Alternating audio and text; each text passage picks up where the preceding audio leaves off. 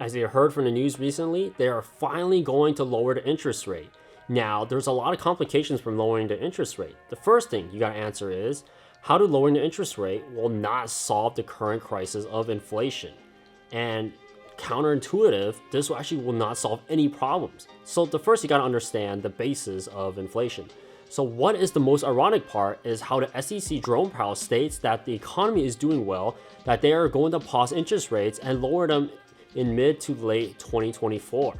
So they use core PCE inflation as their basis numbers. Now, have they ever thought about all the other factors that go into the economy? Like for example, how the IRS is so incompetent that all they can do is raise the minimum threshold on tax brackets, then call it a day, as I made in a previous video.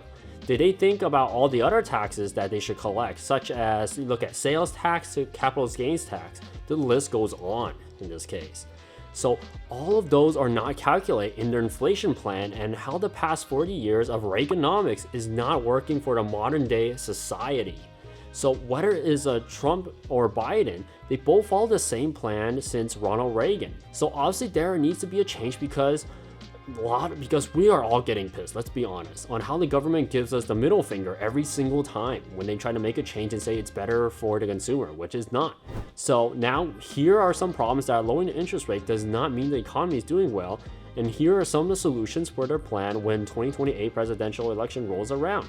And of course it's not 2024 because let's face it, I don't think they're going to solve the problem anytime soon. So first let's look at some of the problems and what are possible solutions. So the first one, it's just because inflation is lower doesn't mean that the target 2% they're trying to aim is going to solve all current goods and costs, meaning they will not be cheaper. It's still going up, but just not as fast. It freaking means it'll stop rising as fast, and it doesn't solve any problems with pricing being too high, which I don't understand why people buy into these news outlets these days. And just with a little thinking, you can tell that the problem was never solved in the first place. Goods will still remain expensive, and it is not getting cheaper. It means it's just not getting as expensive as fast as before. Hey, maybe that's a benefit. Not really. Now you gotta look at number two. So number two, look at the taxes and amount we are making compared back into early 2000s. So back then, most people back then don't make as much as today. I recently made a video on the IRS increasing the marginal threshold for the tax bracket where they cheated all of us as usual. Now, which means that majority of people are in the higher tax bracket, which tax an additional 10%. So it goes from 12% all the way up to 22% because they never took inflation to mind. Because when it comes to other types of taxes, sales tax in general to capital gains tax when selling investments, those are a few examples that they didn't really adjust for inflation. And if you think about it, like back in the year of 2000, we don't make as much compared to today. So that tax bracket makes sense for back then, but doesn't make sense for now. Now it breaks down to number three.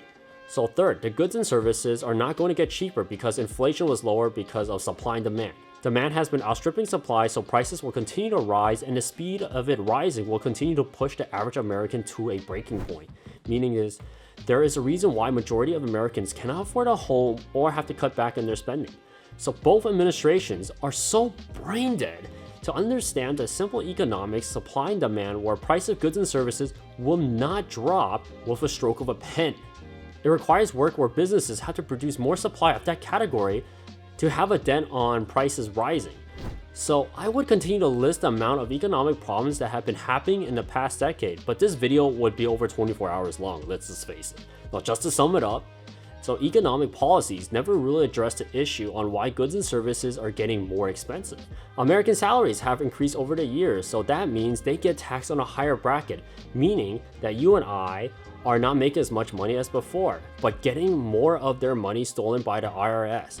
So just to cap it off, prices such as housing, food, electricity will not drop until the FTC, the Federal Trade Commission, and whoever's making the policies that create policies to help the new and small businesses create more goods and services to increase supply of all categories to curb inflation. So because inflation is going down doesn't mean prices won't get cheaper. Simple as that.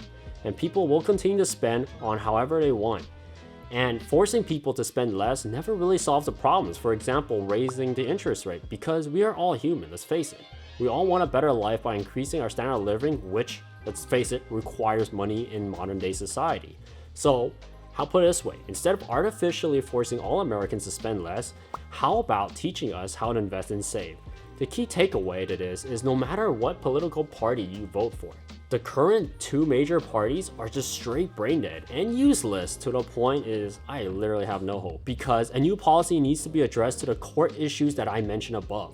Too much power is given to a few people and the average American is suffering because of it. Now, this is just basically the basics of it, and you think about it, the economy is not doing any better. In fact, honestly, I say it's getting worse, and now they're gonna apply to lower interest rates and then really solve any of the supply issue. So now, let me know what you guys think about how is it going in the economy. Is it under a recession? Is it doing better? Maybe the stock market will do better because they're going to lower interest rates. Well, currently they're pausing, and a lot of speculations going on saying that they're going to lower interest rates slowly by mid-2024. So make sure to comment down below if you have any more questions, and also click the subscribe button and the like button. And make sure you guys have a wonderful day, because the economy is still not having a wonderful day, or not having a wonderful past 3 years. And at this point, it's going down to 4 and 5 years. See you guys next time.